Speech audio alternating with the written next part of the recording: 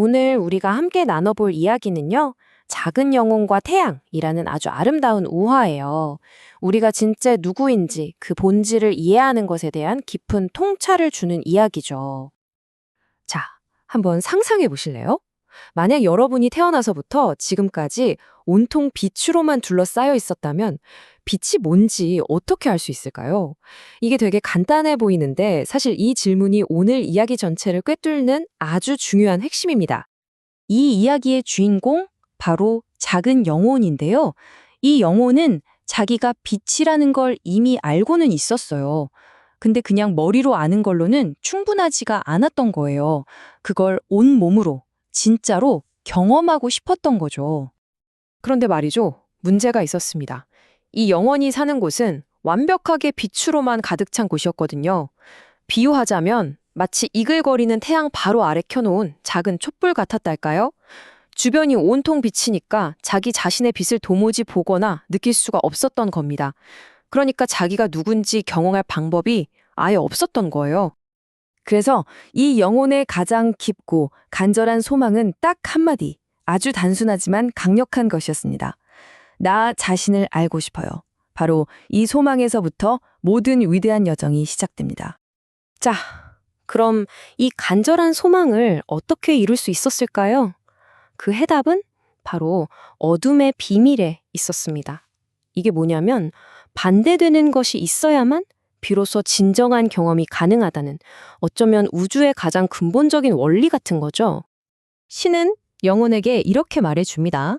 내 자신을 빛으로 알려면 먼저 어둠을 알아야만 한단다. 핵심은 이거예요.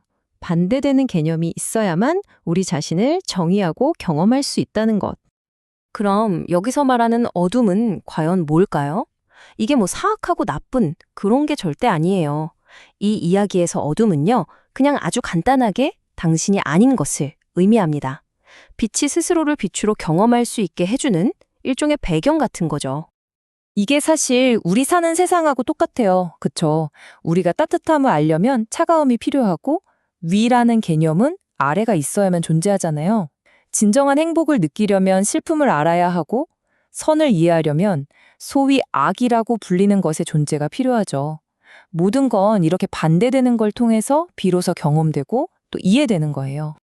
자, 이제 우주의 이 큰 원리를 깨달은 작은 영혼이 조금 더 구체적인 경험을 하고 싶어 합니다. 근데 이 새로운 소망이 또 다른 예상치 못한 딜레마를 가져오게 돼요. 작은 영혼이 신의 여러 모습 중에서 선택한 건 바로 이거였습니다. 저는 제 자신을 용서로 경험하고 싶습니다. 근데 여기서 딱 막히는 거죠. 생각해 보세요. 모든 게 완벽하고 사랑만 넘치는 세상에서 아니 도대체 누구를 용서하라는 걸까요?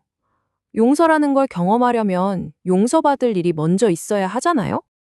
이 딜레마에 빠져 있을 때 이 이야기가 정말 아름다워지는 순간이 찾아옵니다.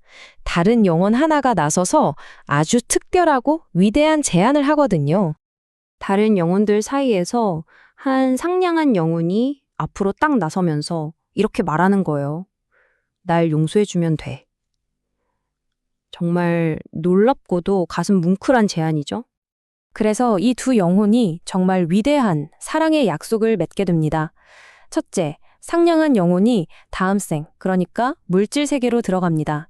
둘째, 바로 그곳에서 용서가 필요한 어떤 일을 저지를 거예요. 그리고 셋째, 이 일을 통해서 작은 영혼은 마침내 자신을 용서라는 신성한 모습으로 경험하게 되는 거죠. 작은 영혼이 너무 궁금해서 물어보죠. 아니, 왜 나를 위해서 그런 엄청난 일을 하려는 거야? 상냥한 영혼의 대답은 정말 간단하고 또 아름다웠습니다. 간단해. 널 사랑하니까. 자, 이제 이 이야기의 하이라이트입니다. 그리고 어쩌면 우리 모두에게 주는 가장 중요한 메시지일 수도 있는데요. 이 위대한 약속에는 딱 한 가지 조건이 붙어 있었습니다. 이 모든 걸 희생하는 대신 상냥한 영혼이 작은 영혼에게 기억해달라고 부탁한 건 딱 하나였습니다. 그 부탁은 바로 이것이었습니다. 내가 너를 때리고 네가 상상할 수 있는 가장 끔찍하고 최악의 짓을 저지르는 바로 그 순간에 제발 내가 진짜 누구인지를 기억해줘.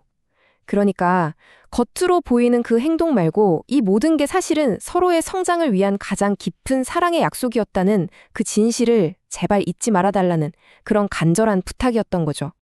그렇다면 이 아름다운 우화가 오늘을 사는 우리에게는 어떤 의미일까요? 어쩌면 우리가 겪는 가장 큰 시련이 사실은 나 자신을 발견하게 해주는 엄청난 선물일 수 있다는 것.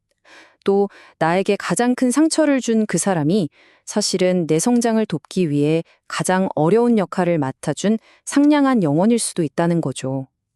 그리고 우리 모두는 서로가 진짜 누구인지를 깨닫게 돕기 위한 보이지 않는 사랑의 약속으로 연결되어 있다는 겁니다. 자, 이제 마지막으로 여러분께 이 질문을 한번 드리고 싶어요. 여러분 인생에서 가장 힘들었던 그 시련을 통해서 여러분이 진짜 누구인지를 깨닫게 도와준 상냥한 영혼은 누구였나요? 한번 조용히 그 얼굴들을 떠올려보는 시간을 가져보는 건 어떨까요?